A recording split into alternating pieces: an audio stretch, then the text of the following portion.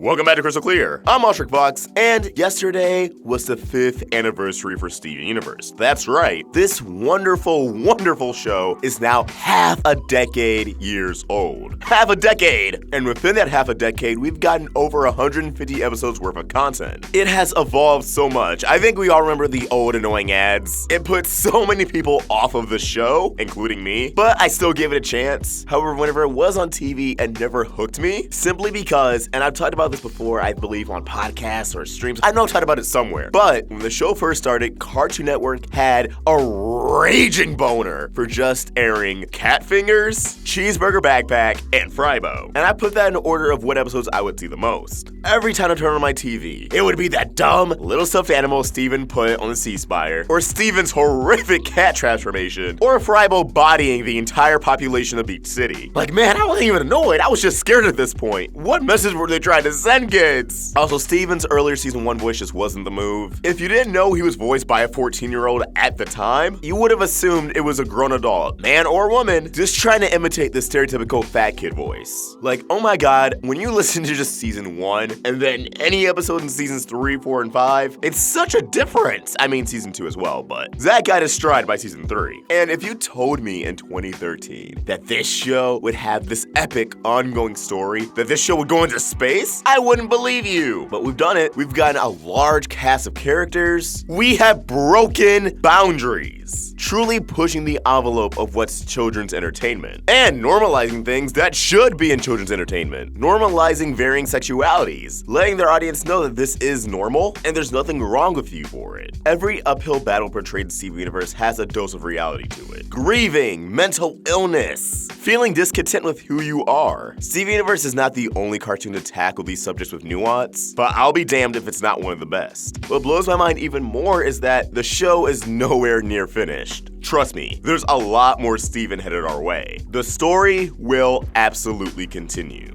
And if you guys are wondering, while I did almost get the position to Reunited, I believe Earthlings is still my favorite episode of the series. Great action, comedy, dramatic revelations, and my girl Jasper was front and center. I think the only thing Reunited has above it is a musical number. It still features everything else Earthlings has, but with that harmonic advantage. However, now that a lot of the hype has worn off of me, I genuinely feel that I can watch Earthlings over and over again any day, anytime. Whereas Reunited, I feel like I had to save for a special occasion. Maybe I haven't watched it in a while. Maybe I just have a taste for it. I don't know why, but remember how around Thanksgiving or New Year's, or even 4th of July, networks such as Cartoon Network, Nickelodeon, or Disney Channel would air their TV movies or special episodes of TV shows like Foster's Home, Good Will Hunting, Conan Kids Next Door, Operation Zero, Danny Phantom or Fairly Odd Parents movies, so on and so forth. I feel as if, in a world where they still did that, Reunited would be one of those episodes saved for only those kind of occasions. Like, oh, it's Thanksgiving, we're gonna air Steven Reunited